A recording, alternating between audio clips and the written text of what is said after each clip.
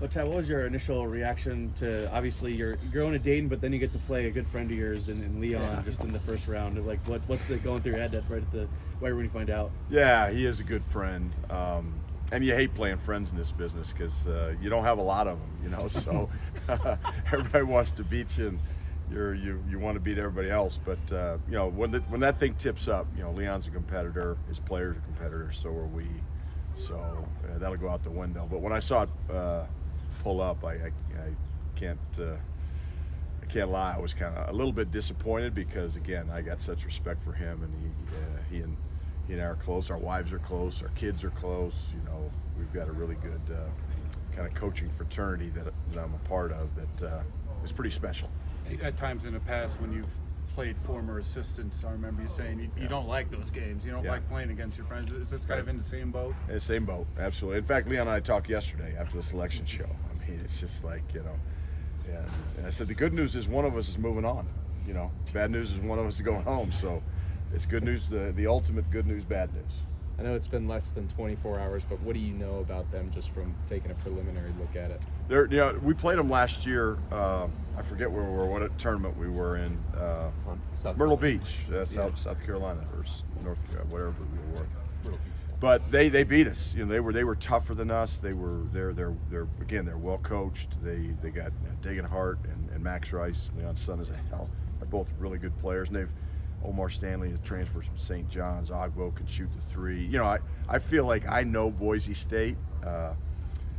Bill Greer, who used to work with Leon at Gonzaga, knows them too because we follow each other's programs.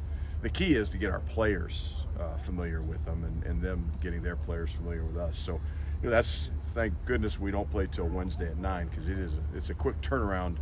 But we're used to that. We're coming off 3 games in 3 days in Vegas, and our guys they've again been good at digesting scouting reports all season long. So this will be no different. I think the turnaround that everybody does with this, that's another challenge. I imagine you guys who've been in this are like, you're going Indy now, go do this. Yeah, and this is our first time, going to Dayton, and I know from experience in the Pac-12 tournament, sometimes playing that first round game, even though you'd rather not, sometimes it's an advantage because your guys get the jitters out. If you're lucky enough to win and move on, and you're playing that next opponent who it's their first time on the stage and it's not yours, it can be an advantage. It really can. And what makes the NCAA tournament different than conference tournaments is it's not back to back to back. It's, you always have at least 1 day of prep in between, 1 day of rest in between, which, for our team, when we're playing some guys some pretty heavy minutes is critical. Have you asked any of those few friends for advice on you have to 1 game at a time, obviously, but that, hey, what do we do next, or how do we? I haven't, just because we've been in this tournament before. Right. We've been in quick turnarounds before. I think when you get a little bit deeper, you get into a Sweet 16, you get into a Final Four, maybe territory where you've never been before. That's when you start reaching out and asking for that advice and counsel for people who've done that you know and trust. How much stock do you put into tournament experience on the roster? You have a little with Luke and Tristan and Eddie, but you've had teams that have had a lot and lost, and the last one in 21 didn't have any and played great. No, I think there's something to it. You'd rather have experience than not. There's no doubt about it, because there's no teacher, in life like experience. So you'd rather, I look at a team like Florida Atlantic who has a lot of guys back. I think they have an advantage because those kids have been through that.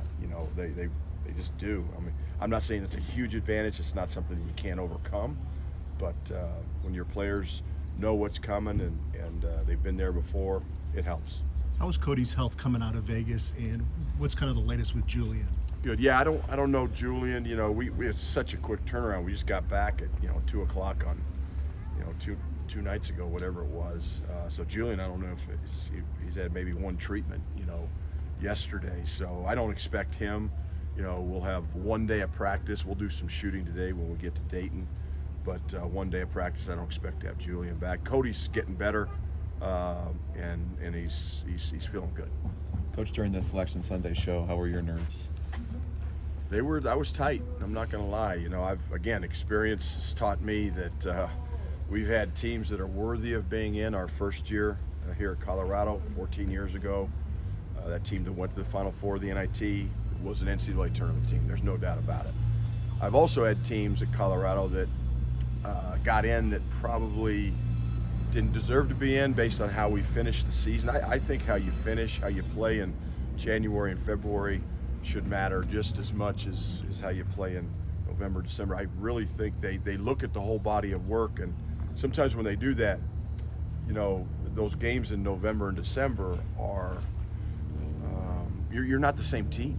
You're just not. So and that team is a team that went to Orlando and got blown out by Pittsburgh in the first round, and really we embarrassed ourselves and our league and our university with that performance. So I always say I've coached teams that shouldn't have been in that were in. I've coached teams that weren't in that should have been in, and I knew in my heart this is an NCAA tournament team this year without a doubt, and they deserve to be in, and I'm just glad we are. Was it more relief or excitement? Yeah, I was about to say, how disappointing would it have been to not make it? Oh boy! Not to paraphrase Sean Payton, but this was a playoff team, I guess is a good way to put it. Yeah, I mean, we definitely it would have been gut wrenching because I know how good we are. I know how good we finished the season, and I'd be lying if I didn't say I didn't think about what I was going to say to the team if that happened, because I did, and I was not prepared for that 14 years ago when our name didn't show up, and I was just like, holy cow,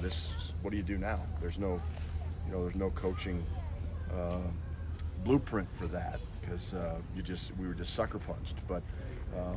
But fortunately we didn't have to deal with it. But I'd say it's relief, and I think our guys have a little bit of a chip on their shoulder. We see some teams that were seated higher than us, that don't have as good of metrics as we do. But you know what? That's the beauty of this tournament. Now we get a chance to go out and prove that you belong, and earn respect nationally. The distance and turnaround may mitigate this, but is it going to be funny to see CU and CSU fans having to navigate you in the arena? I don't know how many you're going to drive out there. Yeah, I don't know how many. I don't think we're going to get a lot of Right. caravan people out there, Sean. But we'll see. Who shows up, and CSU again was kind of the flip side of us. They Yeah. got out to such a good start and played really well in November, December, and they deserve to be in, but they deserve to be in based on how they played early in the season, not how they played late in the season. We deserve to be in based on how we played late in the season, not how we played early in the season. Not that we were terrible, but we lost that tough one in Fort Collins. We lost a tough one in overtime to Florida State. This is a team that could easily be going in with 25, 26 wins. I look at the game at Cal, the game at Arizona State, with our injuries. We weren't injured early, but we were there midway through the Pac-12 play. But we are where we are, and we're thankful. We're just amused at the idea of CSU fans rooting for Boise State, because they probably that's never right. had to. Yeah, and the true CU fans will be, because they hate CU so much. I've certainly felt that brunt, that's for sure. It's a cap for everybody. Okay, all right.